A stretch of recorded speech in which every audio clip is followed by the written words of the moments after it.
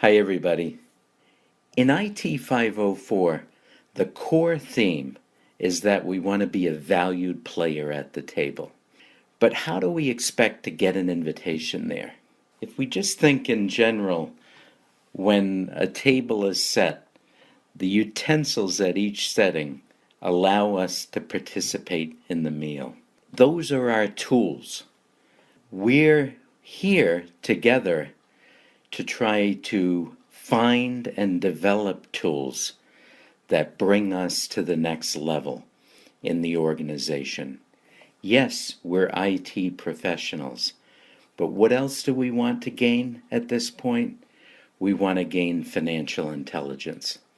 And so that brings me to the paperback book that we use throughout the course, Financial Intelligence for IT Professionals, by Karen Berman and Joe NEIT.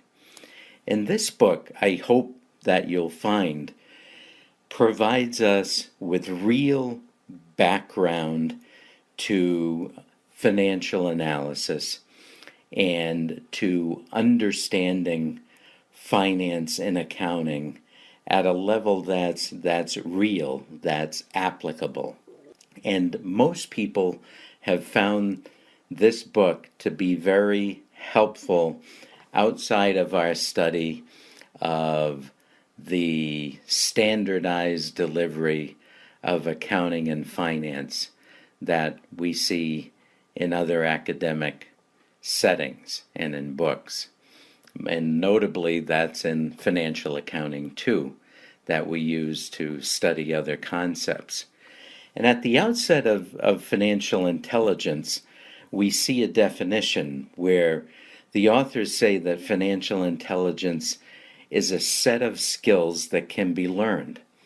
Well, that's a very basic concept, but what it means is that you as an IT professional, you have the ability to learn these concepts and put them into practice, to have an understanding of finance, another tool to bring you to the table.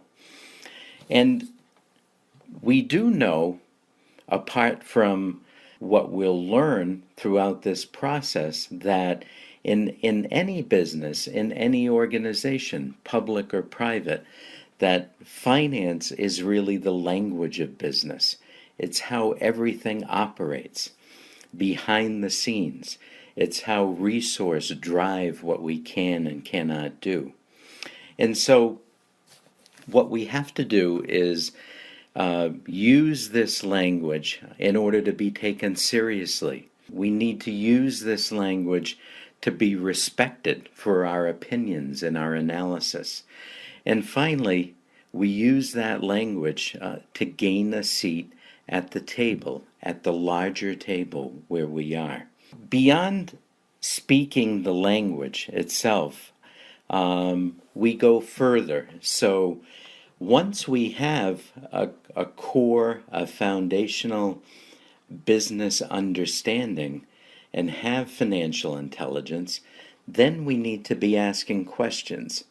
We need to use that information, that data, to ask more questions, to dig deeper in specific areas where we have opportunity within our environment to perhaps do something differently, to consider revision to how business is practiced, etc. And then finally, we want to use that information, in our strategic planning. That's really the highest level we bring it to.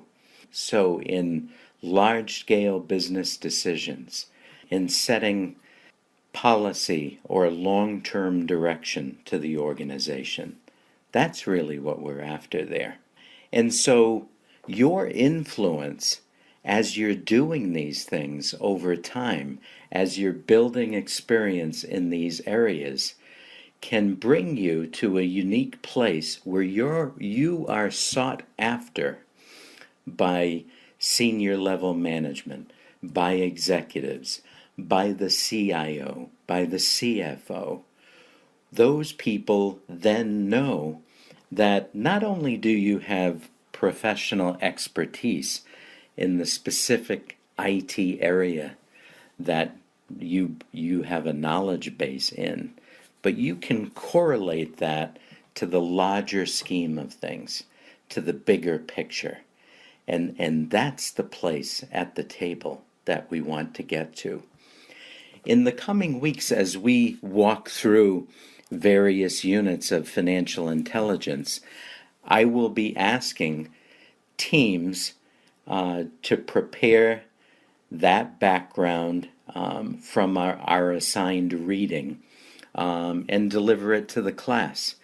And within those deliveries that you make, we'll be asking questions, we'll be sharing information, we'll be adding to it.